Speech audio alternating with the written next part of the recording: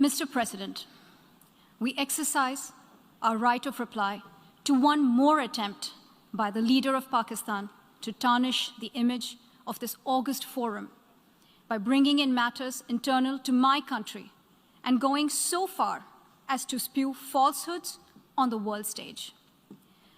While such statements deserve our collective contempt and sympathy for the mindset of the person who utters falsehood repeatedly, I am taking the floor to set the record straight.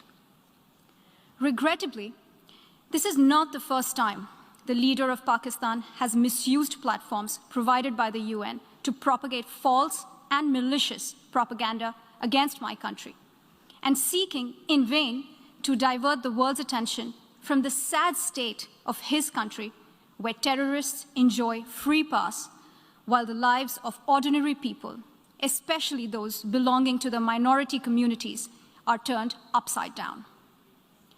Mr. President, member states are aware that Pakistan has an established history and policy of harboring, aiding, and actively supporting terrorists. This is a country which has been globally recognized as one openly supporting, training, financing, and arming terrorists as a matter of state policy. It holds the ignoble record of hosting the largest number of terrorists proscribed by the UN Security Council.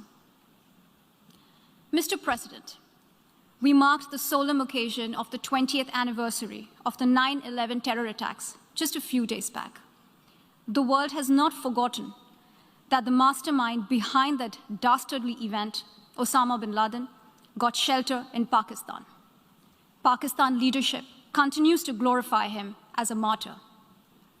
Regrettably, even today, we heard the leader of Pakistan trying to justify acts of terror. Such defense of terrorism is unacceptable in the modern world. We keep hearing that Pakistan is a victim of terrorism. This is the country which is an arsonist disguising itself as a firefighter. Pakistan nurtures terrorists in their backyard in the hope that they will only harm their neighbors. Our region, in fact, the entire world, has suffered because of their policies. On the other hand, they are trying to cover up sectarian violence in their country as acts of terror.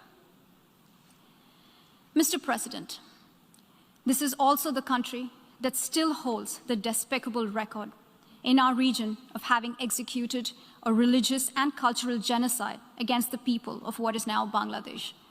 As we mark the 50th anniversary this year of that horrid event in history, there is not even an acknowledgement, much less accountability.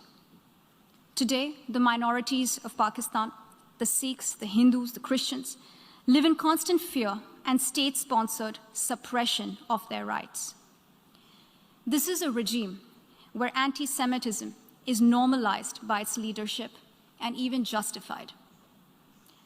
Dissenting voices are muzzled daily, and enforced disappearances and extrajudicial killings are well documented.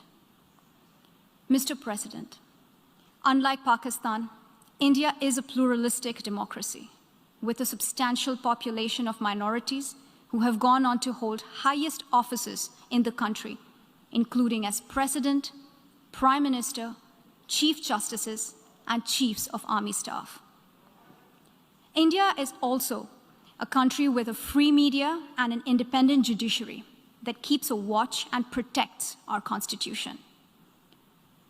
Pluralism is a concept which is very difficult to understand for Pakistan, which constitutionally prohibits its minorities from aspiring for high offices of the state.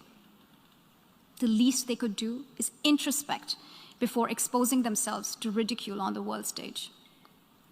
Finally, Mr. President, let me reiterate here that the entire Union territories of Jammu and Kashmir and Ladakh were, are, and will always be an integral and inalienable part of India. This includes the areas that are under the illegal occupation of Pakistan. We call upon Pakistan to immediately vacate all areas under its illegal occupation. Mr. President, allow me to be categorical about India's position.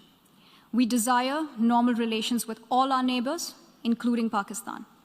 However, it is for Pakistan to work sincerely towards creating a conducive atmosphere, including by taking credible, verifiable, and irreversible actions to not allow any territory under its control to be used for cross-border terrorism against India in any manner.